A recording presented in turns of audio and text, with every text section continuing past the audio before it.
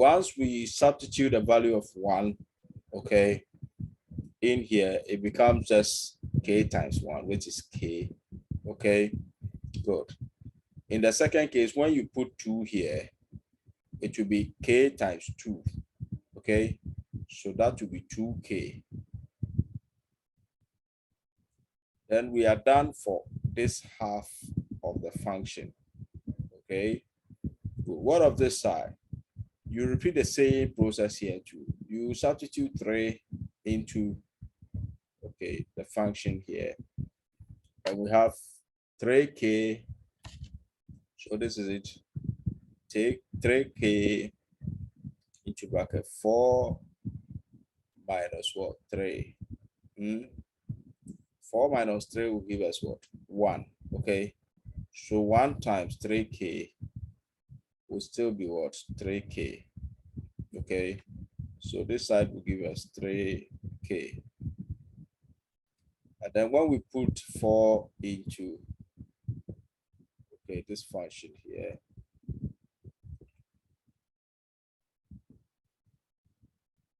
when you put 4 in here, that will be 4 minus 4. 4 minus 4 is what? Is 0.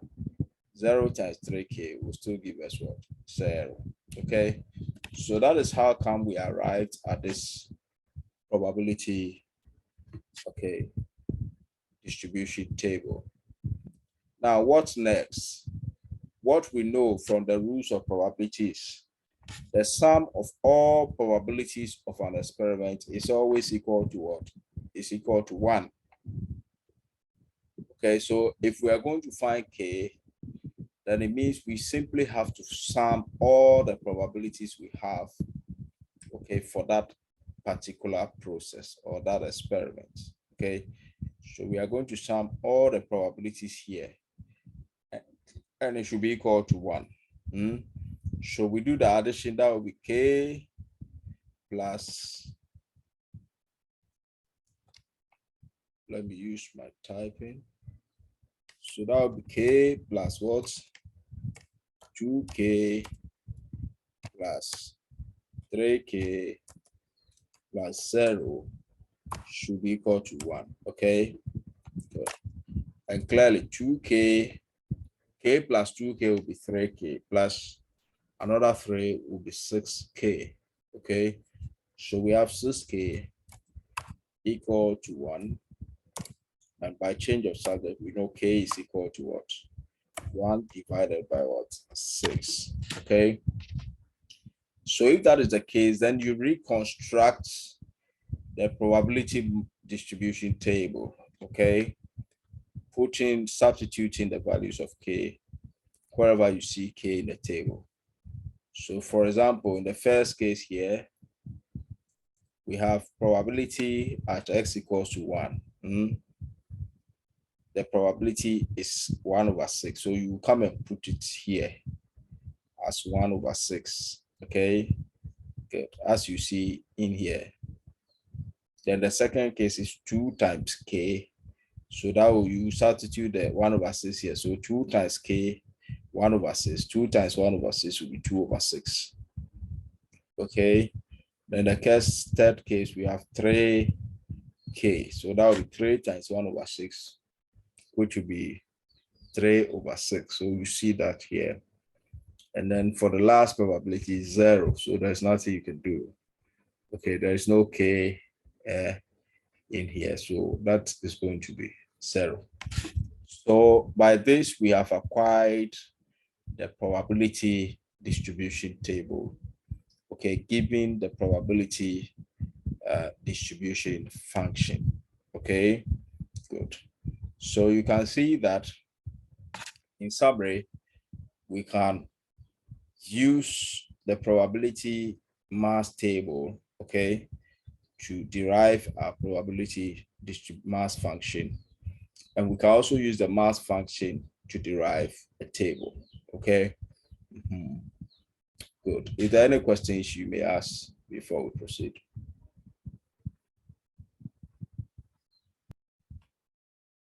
The next thing we are going to talk about is the properties of any probability mass function, okay? Or for that matter, that's the probability distribution of a discrete random variable, okay? Now, these are the key properties of that process. The first one is the expectation of any discrete mass function or any discrete process is going to be the summation of x times the probability of x, meaning the possible values of x times their corresponding what probabilities. Whereas the variance of the process is given as what? The expectation of x squared minus the expectation of x all squared. It looks just like the variance when we're finding the variance of data. Okay, yeah, it looks quite similar. Now, how do we, the question is, as for this one, expectation of x all squared, this one is like this, expectation of x, okay, all squared. That is how it looks like. So expectation of x all squared. That is this term here. Good. So which means that this is the mean. Okay, that is the mean of the process. This is it. Look at it carefully. So it's the mean. So in other words, once you compute the mean, and you're about finding the variance, you don't have to compute this component again. You don't have to compute this mean component. You only square the mean. Okay. But the question is, how do we get the expectation of x squared? The expectation of x squared is given down here, but let me write it. Expectation of x squared will be, okay, the summation of x, okay, squared, xi squared, okay, times what? P of xi. So in other words, you are rather going to square your x and multiply by their corresponding probabilities, okay? Then once you sum them, you get the expectation of x squared. They are quite simple, okay, to comprehend. Now let's apply these principles to solve some few questions. I hope you have taken note of these formulas. That's the mean and the variance, because we are coming to apply them. Good.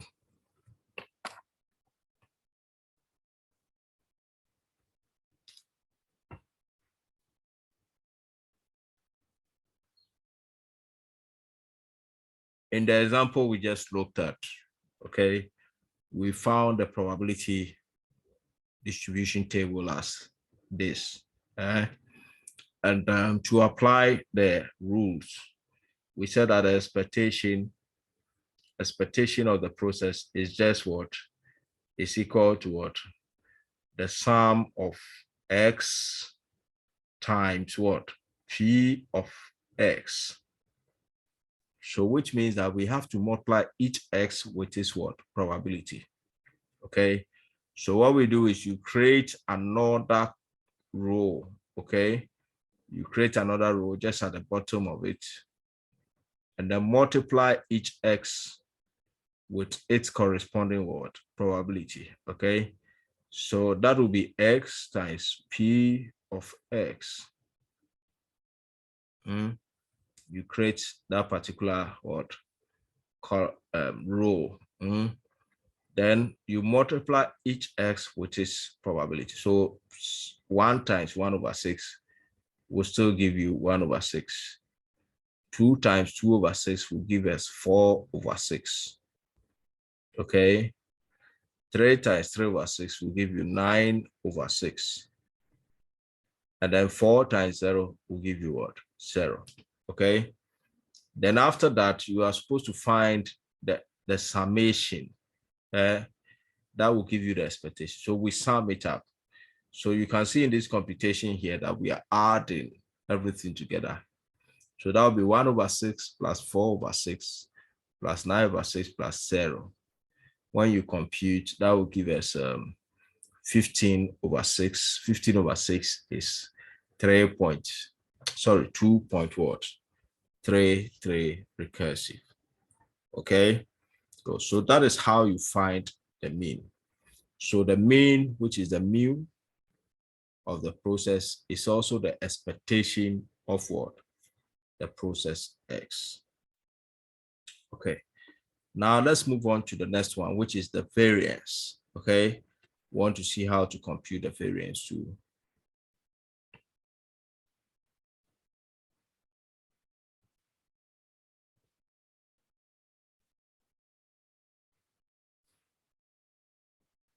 Okay, so for the variance, X1234P, X1626360XP, X. so the variance is given by expectation of S squared minus the mean squared. But we have already found the mean, so we are not going to calculate that.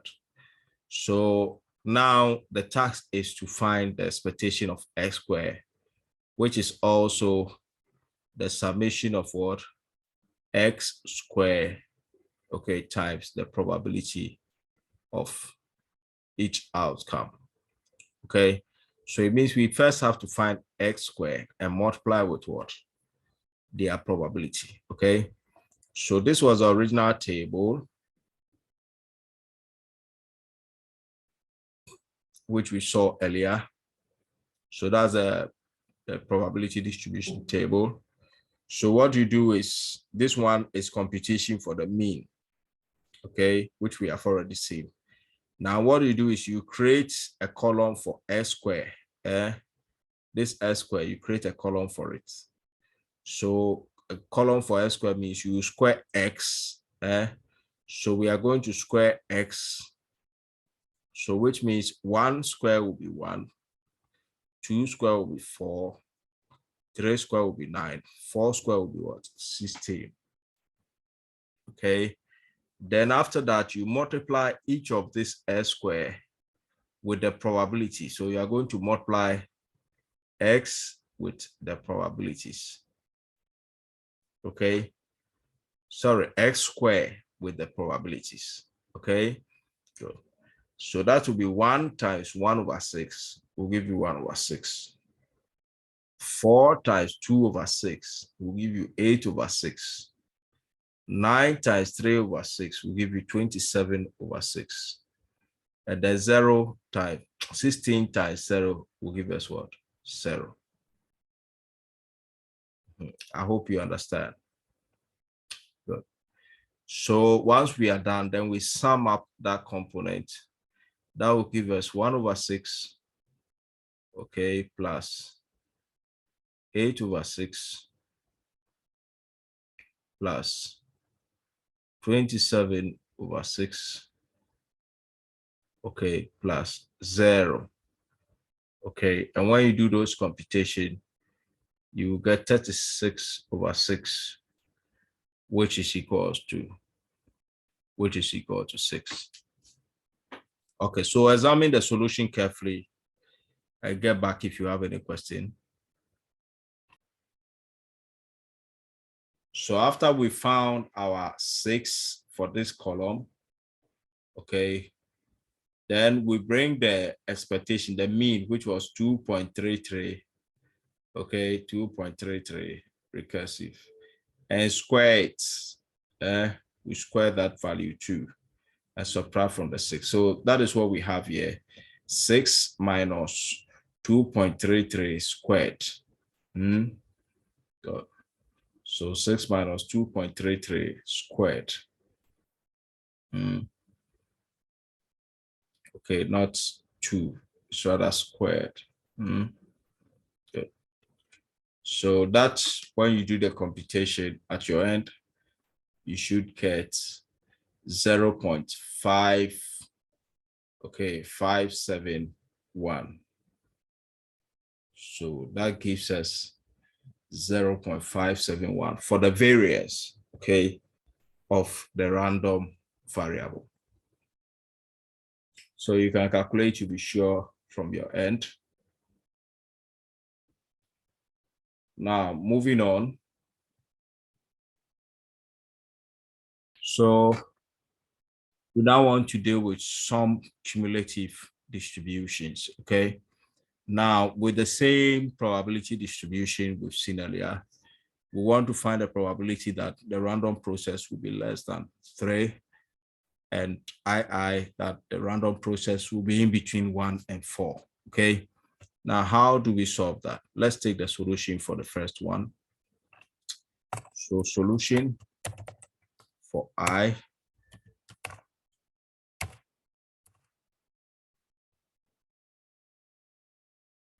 we have, okay.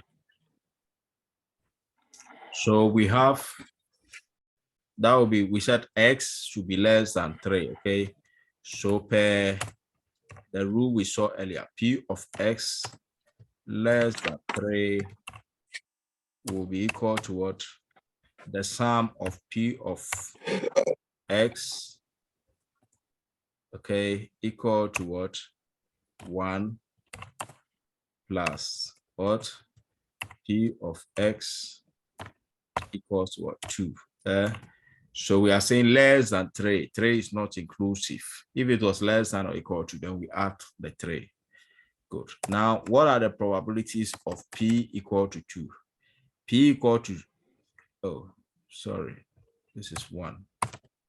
So P of X equal to 1. The probability of P of X equals to 1 will be what? Will be 1 over 6, okay? Plus the probability of P of X equals to 2 will be 2 over 6, okay? Good. And when we add the 2, we get 3 over 6. 3 over 6 is what? 1 over 2, okay? So the final probability is 1 out of 2. Okay, good. Now, what of the second one? So in the case of I, P of X less than, no, greater than 1, okay, but less than 4 will be expressed as, so will be expressed as P of X,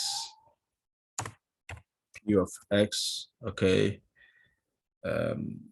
equal to 2 plus P of X equals to what? 3, okay? Yes, because we are saying that X should be greater than 1, but less than 4, okay? So the solution to this will be, this equals to P of X equal to 2 is 2 over 6, okay, plus P of X equals to 3 is 3 over 6. So when we add the 2, that will give us a probability of 5 over 6 for the cumulative distribution of X. Good. Once again, if there's any question you can ask before we proceed.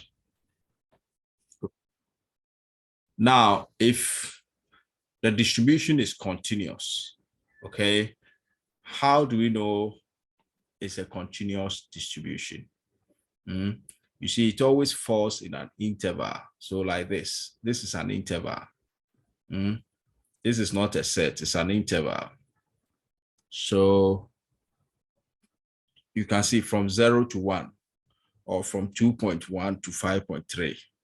In the discrete cases, we say if X belongs to maybe 1, 2, 3, but in this case, it's not so. It will start from maybe 1 all the way to what? 5. And that makes it what? A continuous interval. Good. Now, in the case of continuous intervals, our probability, just a minute, please. Yeah, our probability distribution, okay, is written as f of X okay, instead of P of X. Then the properties of the probability distribution will be what? The probability of X is always greater than or equal to 1. It's just similar to this one. The only difference is P has changed to F. Then again, when it comes to this one, the sum of all probability equal to 1. Okay. In the continuous case, summation is integration. Okay. You saw that from our previous class. So instead of summation, we use integration of f of x with respect to dx is equals to 1. Good. Then what we should know is the probability of a random process, which is continuous at any given point, is always 0 because the process is moving, it's continuous. Okay.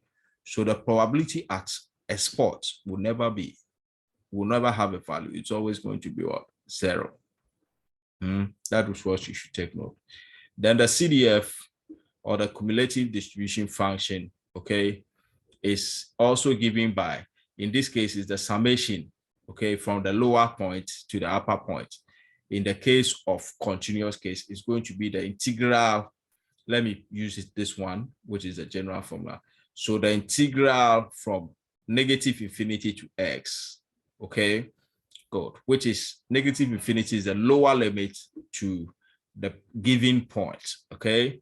And usually it is written if a and b are the lower limit and the upper limit respectively, it's written as the integral from a to b of the probability function f of x dx. Okay, good. Now we want to move on.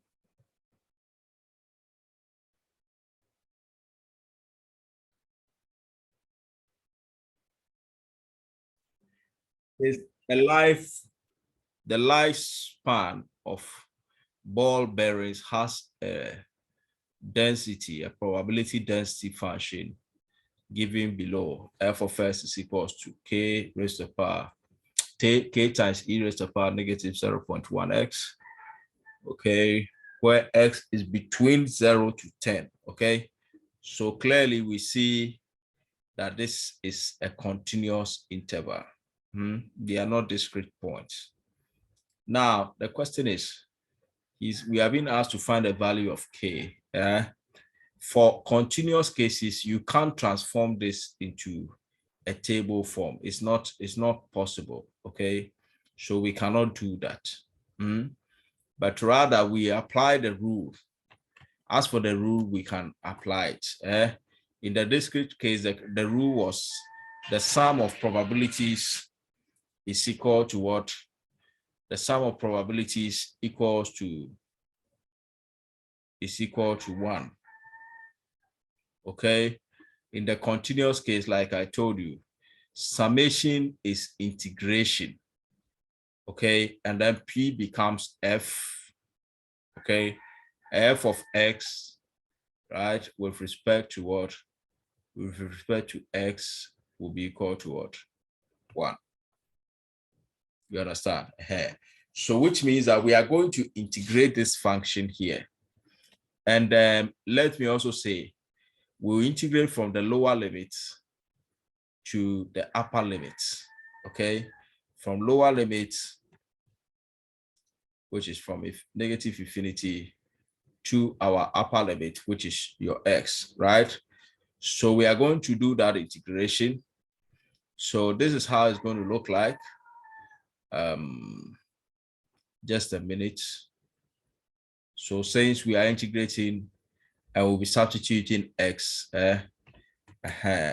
We need to understand this. Anytime you are doing that, you want to dummy your variable. So instead of x, we can just put s here. It shouldn't be the same as the s you have up there.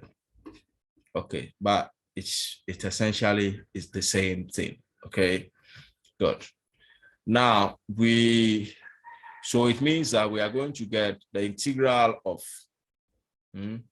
to find the value of k, we are going to get the integral from 0 to 10. Okay, from 0 to 10 of the function is what? K E raised to the power negative 0.1x, okay, is equal to, sorry, with the respect to, we said we'll make this one x, right? Either s, or for your sake, since we are in the first year, let's keep this. So with respect to s is equal to what? Is equal to 1. Okay, that is what the rule says. Then what next? This k here is a constant.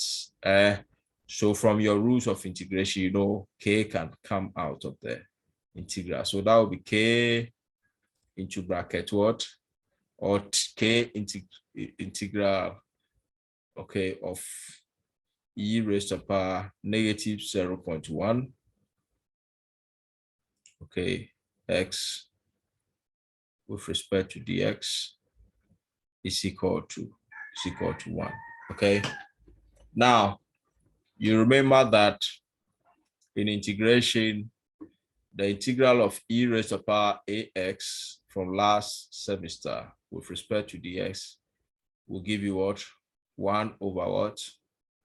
A e raised to the power ax. Okay, so if you've forgotten your principles, go back. When we integrate this, you get 1 over a e raised to the power ax, okay, plus an unknown constant c. Okay, but since we are integrating over finite limits, we will not bring the constant of integration. Okay, so let's apply these principles in the next step. Yeah, so once we do that, once we integrate e raised to the power negative 0, it will be, let's expand on that here. So it will be k into bracket e, let's say 1 over what? Negative 0.1. This is your a, good. So negative 0.1 e raised to the power negative 0.1, okay, 0.1 what? X, but from the lower limit, which was what? The lower limit was 0 to the upper limit, which was what? 10, okay, equal to 1. And when we expand this, when you expand this by substituting the lower limits, okay, you get what? You substitute 10 in here. So it's the same thing, k times what? E raised to the power 0.1, x will come here. The 10 will come into the place of x. Okay, so that is the first 10 we have here. Then minus, you repeat the same thing, but this time 0 goes into x. So e raised to the power negative 0.1 into bracket 0. Okay, and then you simplify everything, simplify these terms. When you simplify, you get 6.32, okay, for an answer. And then do a change of subject. That should give you k of 0.58, okay? So which means that our k is 0.58, and then the probability distribution function, okay, is actually written as what?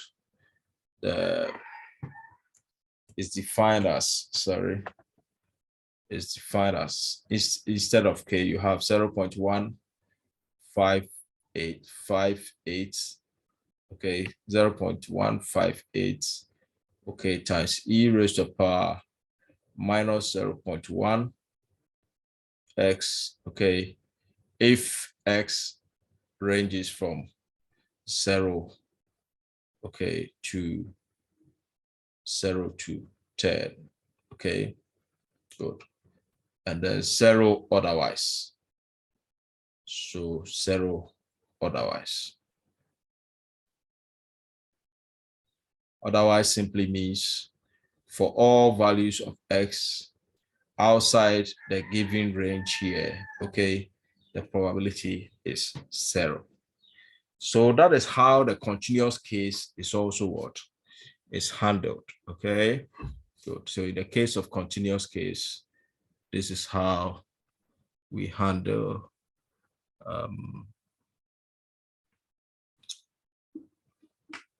the distributions. Okay, so we need to do some integrations along the line to find your probability distribution, your expectation, and your variances. Okay, good. Now, moving on.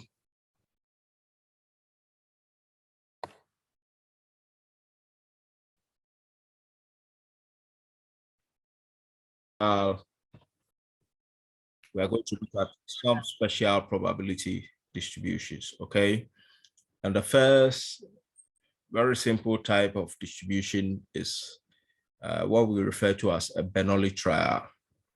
So a Bernoulli trial is where you toss one single coin, and when you toss it, you either observe a head or a tail, or any process where there are only two possible outcomes, and each outcome has, let's say, similar probabilities. Okay, good.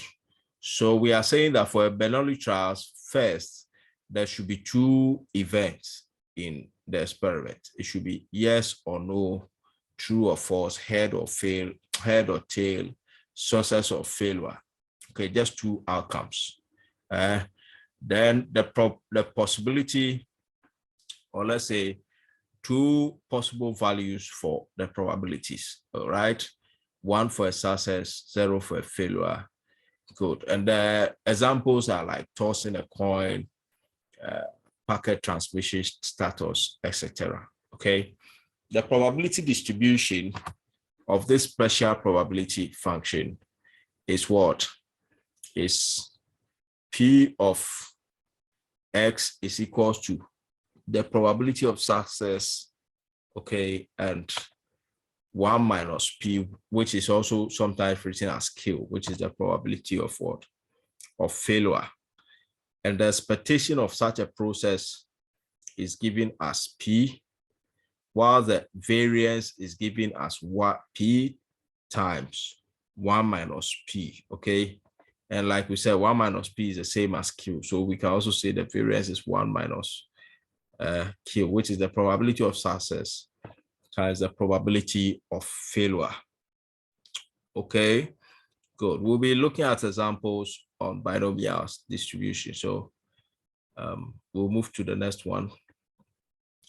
Now, a repeated Bernoulli trial is referred to as the binomial process. Okay, good. So in a binomial process one, there should be two outcomes, okay, in each coin or in each process, okay, but it should be repeated.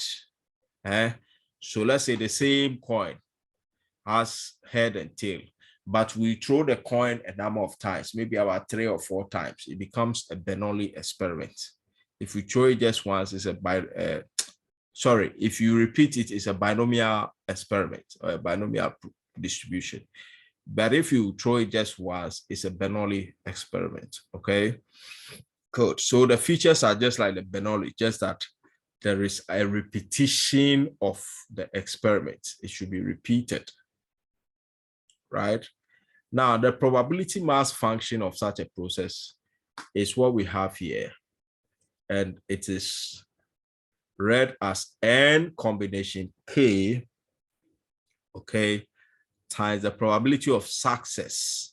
This is probability of success raised to power K, okay, and then this is probability of failure, which sometimes we write as Q, 1 minus P is Q, okay, raised to power the number of times the experiment was conducted minus, okay, the number of times you want to observe something, which is the K. Okay, so we say K is the number of successes, and then N is the number of trials or the number of times the experiment was what? repeated. Okay, take note of that. So you take note of the formula. Now, another thing I want you to take note is when something is distributed in a certain way, we say that this is how we write it. We write the random variable x is distributed, then you bring that distribution type. So in this case, it's binomial. Okay, so we say x is binomially distributed with the number of trials, which are our parameters to be n and what? And p. So the number of trials is n, and then the probability of success is the p here. Okay, so it's one notation we'll be using quite often starting from today. You need to take note of that. So anytime we say a process is something distributed, you write it like that, then the parameters will also be given. Okay, so you take note of that. Now, let's see how we are going to make use of this formula out here. Okay, now we'll take an example.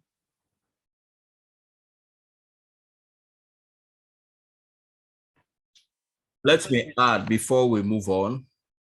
Okay, the expectation of the binomial process x is also given by the number of trials times the probability of success.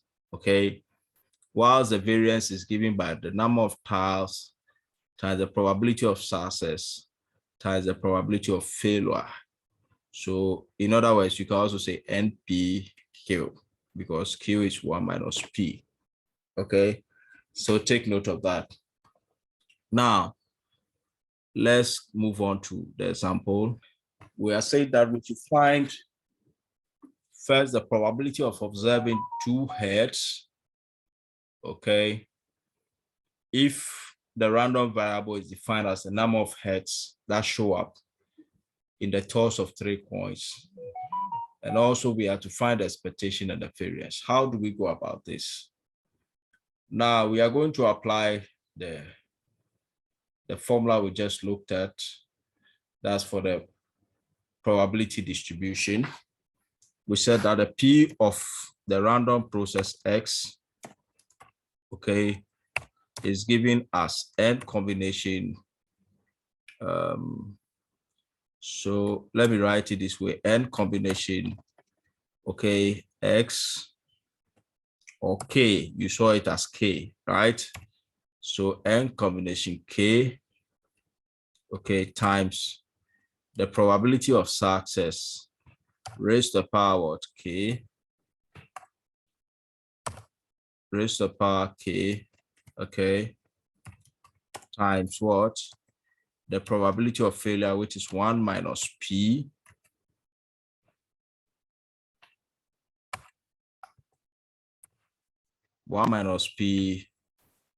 raised to the power n minus what? K.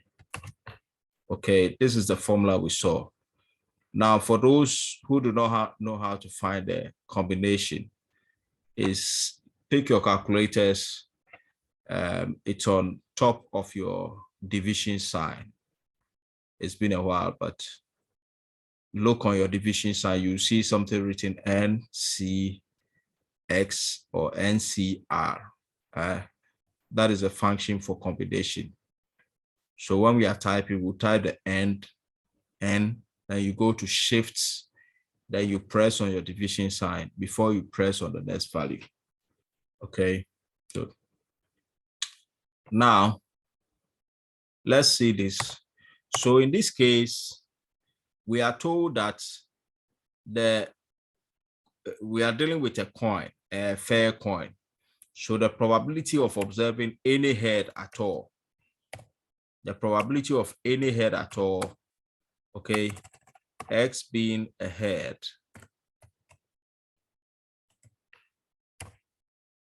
let's write it well. So the probability of X being a head or let me write in very simple notations. The probability of a head, the success, okay, is going to be 1/2. Because in every coin, it's either a head or a tail, okay? Good. Then our number of successes, n, is equal to what? Our number of trials is what? It says the number of heads that show up in the toss of what? 3 coins. So one coin has been tossed 3 times. Or 3 coins are tossed at a go. It's still the same thing. So our number of trials is 3. Okay. And then here we are being asked to find the probability that we observe 2 coins. Okay.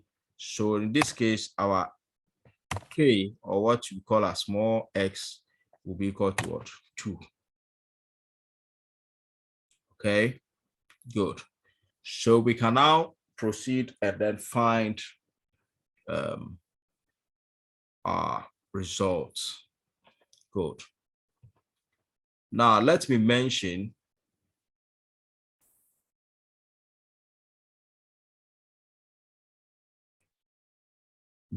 so that gives us what we have here, which is 3 times 0.25 times 0.5, right? 0.25, because we have half is 0.5 raised to the power 2 is 0.25. And then 1 minus half is 0.5 raised to the power 1 is 0.5. So when we do the calculation, everything will give us 0.375. So that gives us 0.375, okay, for an answer. So our final answer is 0.375, okay. So that is the probability that x is equals to 2, observing 2 heads, okay, in the toss of 3 coins.